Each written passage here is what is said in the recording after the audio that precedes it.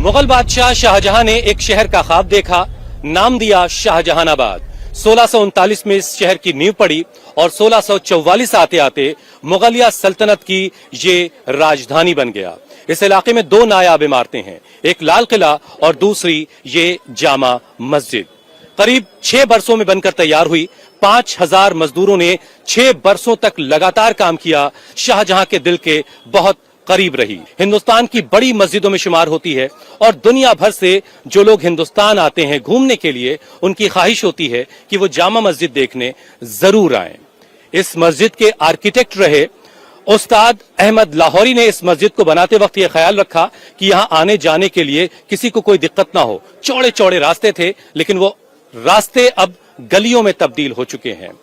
और शायद यही वजह है कि दिल्ली हाई कोर्ट ने एमसीडी को यह आदेश दिया है कि इस मस्जिद के एतराफ में जितना भी अतिक्रमण है उसका सर्वे किया जाए और उस अतिक्रमण को हटाया जाए, ताकि इस मस्जिद का दीदार करने आने वालों को यहां पहुंचने में कोई परेशानी ना हो और इस इलाके में रहने वाली आबादी भी बेहतर तरीके से अपनी जिंदगी बसर कर पाए।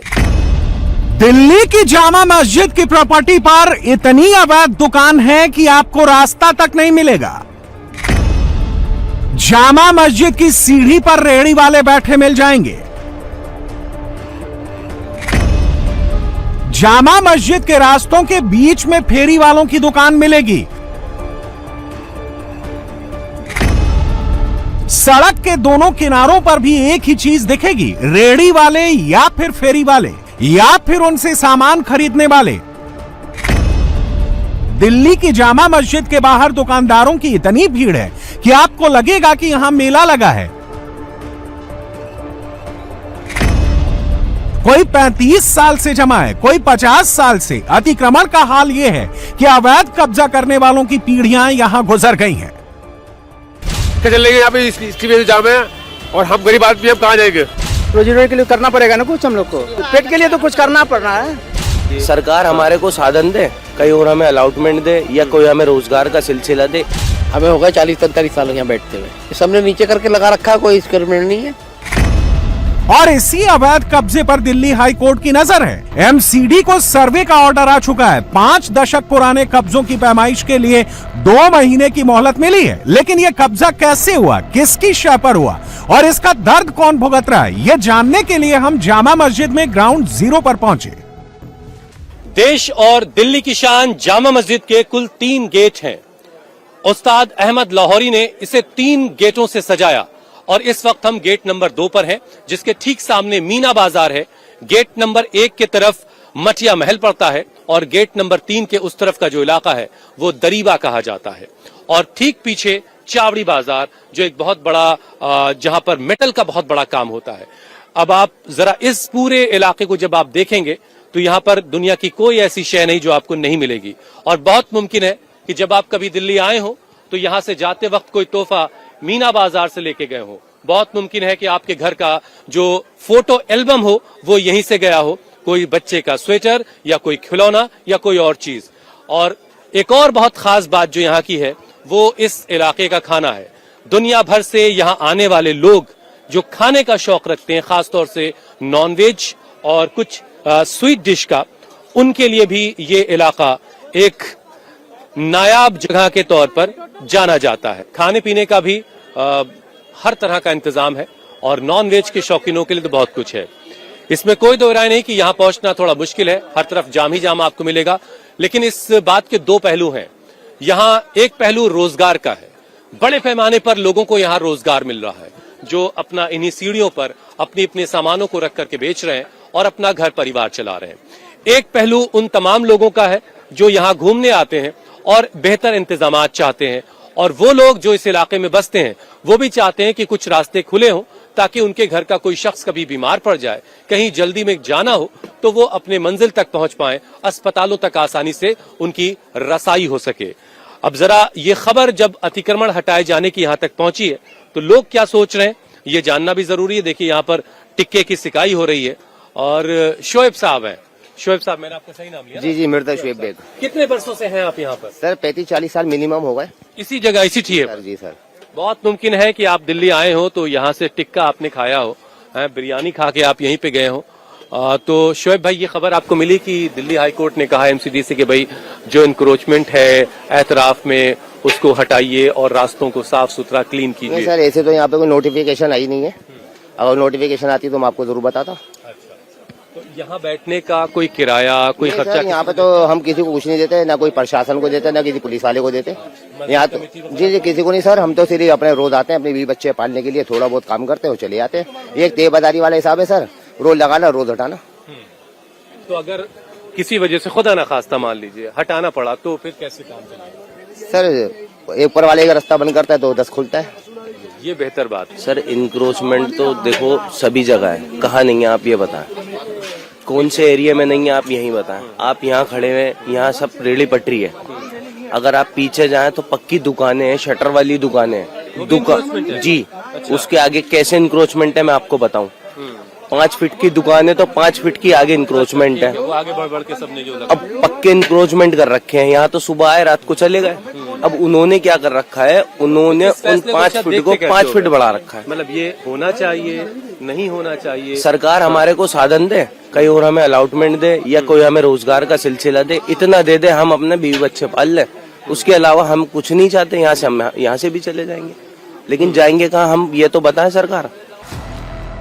कबाब से लेकर खिलौना तक, चूड़ी से लेकर कपड़ा तक, जामा मस्जिद और एमसीडी की प्रॉपर्टी पर हर तरफ दुकान लगी है, सालों से लगी है। इनमें से कुछ दुकानदारों को अभी तक ये इल्म भी नहीं है कि उनकी दुकान हटाने का ऑर्डर आ चुका है, और कुछ को इसको लेकर नाराजगी भी है, क्योंकि पहले सर्वे होगा फिर एक्शन भी होगा। मेरे पीछे ये मीना बाजार है जहां तिल से लेकर ताड़ तक आपको मिल जाएगा। ये गरीबों का सीपी है, ये मीडियम क्लास लोगों के लिए भागीरथ पैलेस का इलाका है, लाजपत नगर है, सरोजनी है। जो लोग दिल्ली को जानते हैं वो इन तमाम नामों से वाकिफ हैं। यहाँ पर आपको कपड़ा, इलेक्ट्रॉनिक्स का सामान या दूसरे तमाम सामान, जूते, चप्पल, सारी चीजें मिल जाएंगी। और जो भी दिल्ली आता है और उसके पॉकेट में अगर नोटों का वजन कम होता है तो वो इन इलाकों से खरीदारी करके वापस अपने शहर जाता है। लेकिन ये भी सच है कि इस भीड़ की वजह से यहाँ आने वालों को दुश्वारी भी है, जिसकी बात एनक्रोचमेंट की शक्ल में दिल्ली हाई कोर्ट ने की है। अब इस एनक्रोचमेंट को लेकर के जाहिर है जो यहाँ काम करने वाले लोग हैं, जो दुकानदार हैं, उनमें बेचैनी भी है कि उनके रोजगार का क्या होगा। लेकिन एक आसानी उनके लिए पैदा होगी जो इस इलाके में रहते हैं, जहां पर आबाद हैं। उर्दू बाजार यहीं से सटा हुआ एक हिस्सा है उर्दू बाजार, उसके मार्केट एसोसिएशन के आप प्रेसिडेंट हैं। नाम सर आपका? शकील अहमद। शकील अहमद साहब, तो ये खबर तो आप तक पहुंची गई होगी भाई कि दिल्ली हाईकोर्ट ने कहा कि भाई मस्जिद के एतराफ में जरा सर्वे कीजिए एमसीडी से और जो अतिक्रमण है उसे हटाइए। तो अतिक्रमण एग्जैक्टली आप इसको अतिक्रमण के तौर पर मानते हैं, ये अतिक्रमण है या नहीं है? ये जो इस वक्त पट्टियों पर सारा दिखाई दे रहा है, जो सरकारी जगहों पे लगा हुआ है वो तो अतिक्रमण ही कराएगा। आप चाहते हैं हटे? अगर ये हटता है तो हजारों आदमियों की रोटी रोजी का मसला बनता है, और अगर नहीं हटता तो ये जिस तरह से लगा हुआ है ये तो हटा लेते हैं, लेकिन आने जाने वालों को परेशानी रहती है। ये शाम को बांध के ले जाते हैं सब यहाँ से, लकड़ी पटरा ये सब बढ़ जाता है। साहब आप शाम को आइएगा, सब साफ पड़ा होगा वहाँ पर, सब साफ हो जाएगा। दरियागंज की तरफ से आप आ रहे हैं तो आप अपनी गाड़ी से अंदर नहीं आ सकते जामा मस्जिद गेट नंबर 1 तक? नहीं, गेट नंबर 1 तक आ सकते हैं। बहुत मुश्किल होगा। हाँ, बड़ी लड़ाई लड़नी परेशानी बहुत होती है, जाम बहुत होता है, जाम बहुत होता है, परेशानी होती है। जाम हम खत्म होना चाहिए ना, जाम भी खत्म होना चाहिए और इन्हें गरीबों की तरफ भी देखना चाहिए गवर्नमेंट को। क्या नाम है सर आपका? बेचैनी उनको है ना जिनके अवैध कब्जे हैं, उनको बेचैनी होगी। यहाँ अवैध है नहीं, पूरी मार्केट अलाउड है, ये गवर्नमेंट की तरफ से अलाउड हुई है पूरी मार्केट। ये सब किराया भरते हैं इस दुकानों का। जिनकी रोजी रोटी है उनको तो कोर्ट के ऑर्डर से फिक्र सता रही है। मोटा मोटा अनुमान है कि करीब 5 से 6 हजार रेहड़ी वालों का यहाँ कब्जा है, जिससे करीब 20,000 लोगों का परिवार चलता है। इसमें कोई दो राय नहीं है कि जामा मस्जिद के सामने और आसपास अतिक्रमण एक बड़ी समस्या है, जिससे जामा मस्जिद आने वालों को 2-4 होना पड़ता है। तो ये पूरा मीना बाजार आप यहाँ से वहां तक देख रहे हैं, तरह तरह की चीजें आपको यहाँ मिलेंगी और पूरे हिंदुस्तान भर से लोग आते हैं। आप कहाँ से आए हैं? क्या नाम है आपका? मेरा नाम है निसार, है? कश्मीर से हूँ। नाम क्या आपका? उमर। उमर साहब, हम तो 5-6 साल से आ रहे हैं, लगभग 7 साल से। एज यूजुअल सेम ही लग रहा है। इतना जाम सब ये अच्छा लगता है कि आप चाहते हैं कि ये कुछ साफ सुथरा और खुला खुला साफ सुथरा तो वैसे होना चाहिए, जैसा हमने मतलब इस साल देखा पोल्यूशन AQI बहुत ज्यादा है दिल्ली का। पिछले कुछ साल से ऐसा नहीं देख रहे हैं हम। इस बार हमें थोड़ा ऑकवर्ड ही लगा कि बहुत ज्यादा पोल्यूशन है। जामा मस्जिद के पास अतिक्रमण का आलम यह है कि अगर खुदा न खास्ता कभी कोई मुसीबत आ जाए, कोई बीमार पड़ जाए, आग लगने जैसी सिचुएशन आ जाए, ना तो एम्बुलेंस पहुंच पाएगी और ना ही फायर ब्रिगेड। इसलिए जामा मस्जिद के पास रहने वाले फरहत हसन और अब्दुल्ला अमीर जैसे कुछ लोगों ने ही हाई कोर्ट में अतिक्रमण की शिकायत की थी।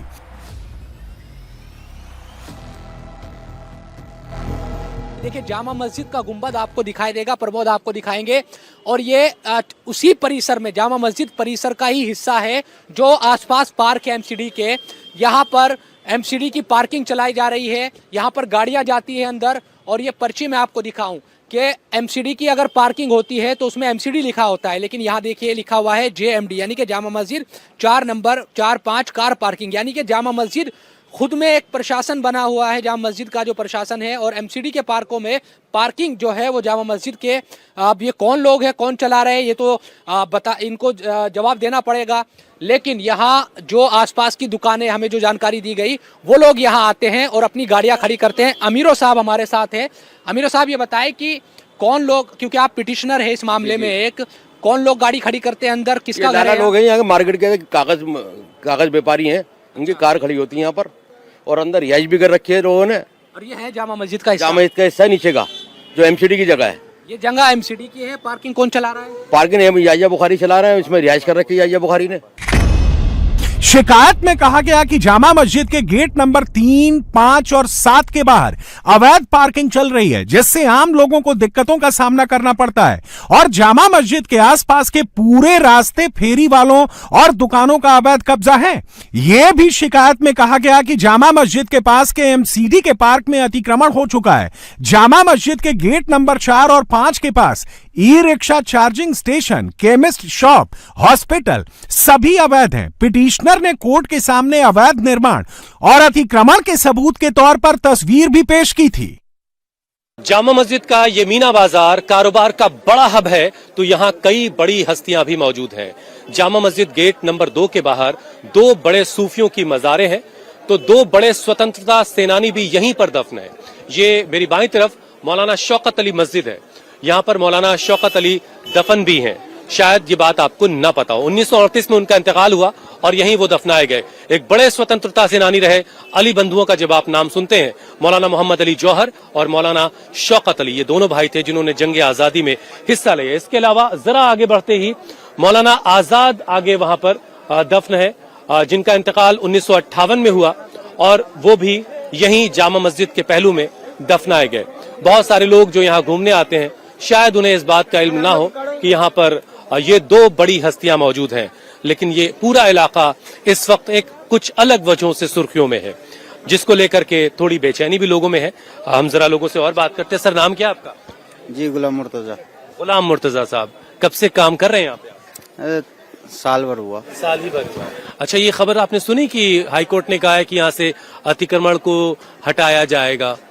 हटाया जाएगा तो हटा लेंगे। आपने सुना कि ये इंक्रोचमेंट हटाने की बातें हो रही हैं? हाँ, सुना है, पर गरीब लोग कहाँ जाएंगे? गरीब लोगों को रोजगार करके दे दे तो चले जाएंगे। रोजगार भी तो होना चाहिए गरीबों को। लोगों से बात करेंगे, लेकिन ये पूरा इलाका दिन के वक्त गुलजार रहता है, खचाखच भरा हुआ है, और पूरे हिंदुस्तान भर से लोग आते हैं जामा मस्जिद का इसको देखने के लिए, और साथ में यहाँ से खरीदारी करके अपने लिए, अपने अपनों के लिए तोहफा भी ले जाते हैं। जामा मस्जिद के सामने मीना बाजार में अवैध कब्जे की वजह से पैर रखने की जगह नहीं थी। गेट नंबर 3, 4, 5 जिधर जाएंगे सिर्फ लोग ही लोग नजर आएंगे, जिसकी वजह सिर्फ एक है, अवैध कब्जा। मीना बाजार से ही कुछ दूर पर जामा मस्जिद का गेट नंबर 1 है, लेकिन यहां से जाने के रास्ते में इतनी भीड़ है, इतने अवैध कब्जे हैं कि हालात बद से बदतर है। ये जामा मस्जिद का गेट नंबर 1 है, और इस तरफ का हिस्सा मटिया महल और उर्दू बाजार जैसे इलाकों को जोड़ता है। ये दरियागंज से ये सड़क आ रही है, और आप इन रास्तों को देखिए किस कदर जाम लगा है। इन बैरिकेड्स के जरिए सड़क को डिवाइड करके ट्रैफिक को थोड़ा कंट्रोल करने की कोशिश जरूर की जाती है, लेकिन इतना ट्रैफिक है जिसकी वजह से लगातार इस सड़क पर जाम लगा रहता है।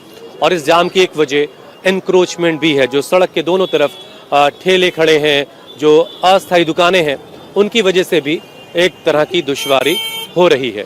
आइए कुछ लोगों से बात करते हैं कि हाई कोर्ट का जो फैसला आया है कि इस इलाके में एमसीडी को सर्वे करना है बहुत जल्द, और सर्वे के बाद जो भी अतिक्रमण है उसको हटाया जाना है। लेकिन जो यहाँ के लोग हैं वो बार बार एक ही आवाज़ उनकी आती है कि हज़ारों की तादाद में लोग यहाँ पर बरसरे रोजगार हैं और उनके रोजी रोटी का क्या होगा, ये एक सवाल सबके सामने। लेकिन गेट नंबर 1 के पास जामा मस्जिद से सटी बाउंड्री पर खजूर की लंबी दुकानें लगी हैं। ये सब अवैध जगह है, लेकिन इनका दावा है कि एमसीडी दुकान लगाने के लिए पर्ची काटती है। खजूरें हर घर की शान है। कहा जाता है कि जिस घर में खजूर होती है वहाँ कोई भूखा नहीं रहता। अब ये खजूर आप देखिए, इसे क्या कहते हैं भाई? ये खजूर कलमी बोलते हैं। ये कलमी है। अजवा है आपके पास? अजवा असली नहीं आती यहाँ पे। अब असली नहीं आती। बहरहाल, आपका नाम क्या है? मेरा नाम तौसीफुद्दीन। तौसीफ साहब ठीक जामा मस्जिद के मेन गेट के ठीक बाहर खड़े हुए हैं और इनके पास बाकायदा देखिए प्रधानमंत्री स्वनिधि योजना के तहत कोई सर्टिफिकेशन, कुछ सर्टिफिकेट उनको मिला हुआ है। वेडिंग सर्टिफिकेट नंबर भी इसमें बाकायदा पड़ा हुआ है। अच्छा, एमसीडी का भी है। तो आप यहाँ ये आपकी जगह भी फिक्स है क्या? ये तेबदारी पर्ची कटी हुई है हमारी। अच्छा, तेबदारी पर्ची है हमारी ये। ये गवर्नमेंट ने दी है हमारे को। नाम क्या आपका? मेरा नाम कलीमुद्दीन है। कलीमुद्दीन साहब। अच्छा तौसीफ भाई, दिल्ली हाई कोर्ट ने एक बात कही है कि जामा मस्जिद के एतराफ में बड़ा इंक्रोचमेंट है और ये इंक्रोचमेंट एमसीडी को हटाना है सर्वे करके। तो ये खबर पहुंची आप तक? अभी तक तो वहाँ पर आई नहीं। अभी तक नहीं आई। अब मान लीजिए आपसे कहा जाएगा हटाने के लिए, फिर क्या होगा भाई? सर हम तो 2 वक्त की रोटी कमाने कहाँ आएंगे हम सुबह कुआं खोदते हैं, पानी पीते हैं। जब हमें हटा दिया जाएगा तो हम भूखे मरेंगे, फिर क्या करें हम? जामा मस्जिद तक पहुंचना आसान हो, सड़कों पर ट्रैफिक जाम ना हो, सड़कों के दोनों तरफ बेतरतीब ठेलों का रेला ना हो, ये हर किसी की आरजू है। लेकिन बेहतर रोजगार की आरजू भी हर कोई लिए हुए यहाँ आता है। अब एमसीडी की कार्रवाई के बाद यहाँ की सूरत कितनी बदलेगी ये तो वक्त ही बताएगा, मगर बहुत मुमकिन है कि इसी सड़क पर कहीं आपने कभी शाही टुकड़ा खाया हो तो अगली दफा वो आपको ना मिले, कहीं आपने सीख कबाब खाया हो तो वो दुकानदार अगली दफा आपसे ना मिले। लेकिन आरजुओं का सफर जारी है। उम्रे दराज मांग के लाए थे 4 दिन, 2 आरजू में कट गए 2 इंतजार में।